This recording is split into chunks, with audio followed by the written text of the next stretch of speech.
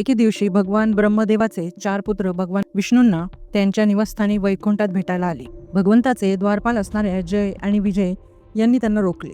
परिणामी संतप्त झालेल्या ब्रह्मदेवाचे 4 पुत्रांनी या दोघांनाही शाप दिला की ज्या असुरांसारख्या उन्मत्त वृत्तीने प्रदर्शन तुम्ही केले आहे त्याच असुरांच्या कुळात 3 जन्म तुम्हाला घ्यावे लागतील. आता ऋषीच्या शापाची निवृत्ती तो शाप भोगल्याशिवाय होणे नाही. हे जाणलेल्या जय विजय यांनी भगवान नारायणाचा धावा केला आणि या शापातून लवकरात लवकर मुक्त करण्याची विनंती केली. त्यावेळी पतित पावन असणाऱ्या नारायणाने प्रत्येक अवतारात तुमच्या मुक्तीसाठी अवतार घेण्याचे वचन जय विजय यांना दिले आणि त्याचे पालनही केले.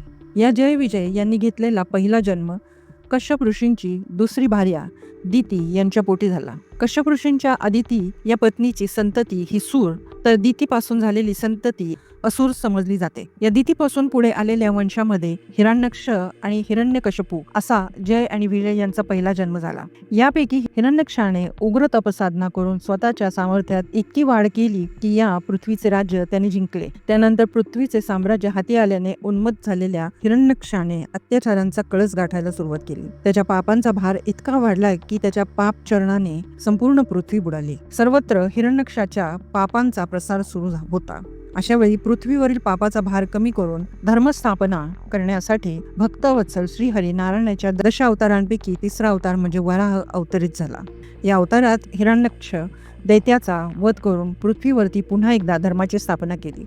या वराह अवतारात भगवंतांनी रानडुकराचे रूप धारण केलेले आपल्याला दिसते. तसे पाहिले तर वराहाचे वेगवेगळे अर्थ अनेक वेदात सांगितले आहेत.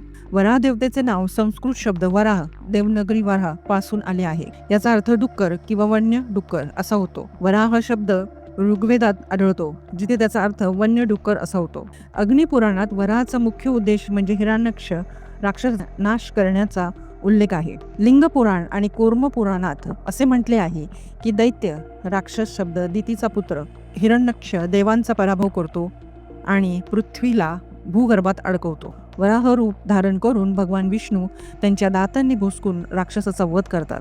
नंतर ते पृथ्वीला पाताळातून उचलतात आणि तिला तिच्या मूळ स्थितीत परत आणतात.